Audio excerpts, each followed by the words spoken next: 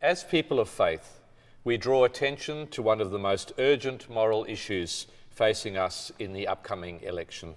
The International Energy Agency and other influential bodies are now warning us of an unthinkable 4 degrees Celsius rise in temperatures if greenhouse gas emissions continue to increase. Recent experiences of extreme weather events, both here and overseas, are a mild foretaste of what this will mean. It's a spiritual issue, it's a moral issue, it's an ethical issue. The churches around the world have been talking about climate change as a moral issue since, in fact, the 1980s. In my opinion, within this current election campaign, churches have a duty, not just a right, to speak up about issues that are moral issues. The future of this world compelled me to take this stand, and my religious tradition says to protect this world. The energy and the intent behind this letter is to start getting people across the spectrum to understand the severity of the problem before us, before it's too late. We are despoiling the world given to us as a sacred trust for future generations. The world is already moving to take strong preventative action. 90 countries representing 90% of global emissions now have carbon reduction programs in place, and Australia now has a price on carbon. However, our country continues to be a significant contributor to the problem. We are urging our nation to favour a 25% reduction in fossil fuel emissions by 2020. In other words, to go to the high end of the 5 to 25%. We base that on science. Sooner or later, whole mankind will be affected. Today the floods are in Pakistan and India. Tomorrow it will be somewhere else. It's a lot cheaper in the long term to try and reverse the trend, put some price on carbon at the moment, and give some exemptions to the struggling battlers, and try to ignore the spin. There is a lot of consensus among faith leaders about climate change issues, and it might be a surprise to the public to actually know that. While these are very deep Jewish concerns, and we have them within the Jewish community, it's exciting to see that as well, they're Christian concerns, Buddhist concerns, Muslim concerns, Hindu concerns.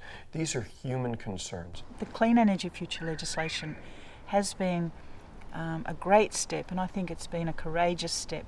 But more of that, I guess, that's what we'd like to see. With our small population, we are one of the world's 20 largest emitters and one of the 2 largest coal exporters. We must wind back our exports of cheap coal, which are currently hindering the global drive for renewable energy. Our recent Uniting Church Synod actually passed a resolution to withdraw our investments in companies that mine fossil fuels. Coal exports are certainly a moral issue because we actually exporting a product which is going to be burned and wreck the environment. We must diminish our reliance on fossil fuels and replace them with clean, renewable sources of energy. As part of this, carbon pricing must be given bipartisan support. Only then will Australia be part of the solution. Our current Prime Minister and Leader of the Opposition, the fact that they are devout Christians gives us ground to speak with them and to challenge them on this as a Christian issue.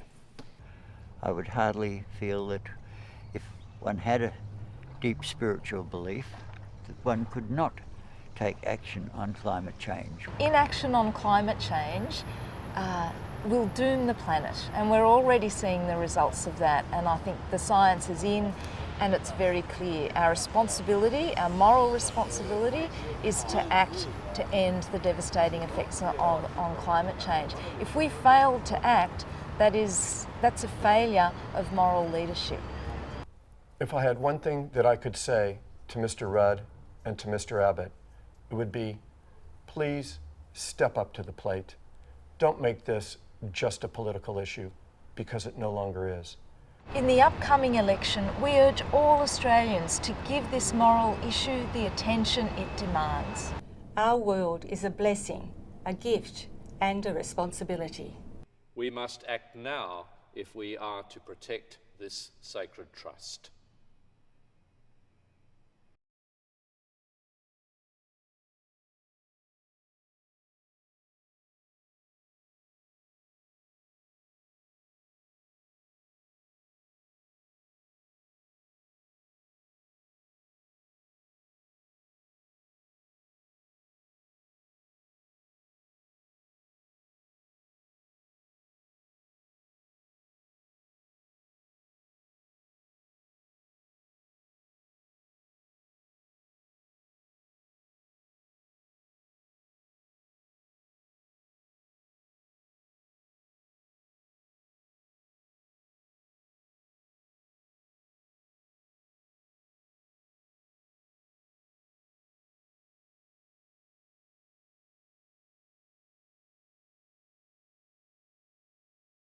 I hope that politicians can find that deep place of humanity within their faith or whatever belief system, moral system they have, to know that they represent not just an electorate for the next 2 to 4 years, but rather a country that's part of humanity.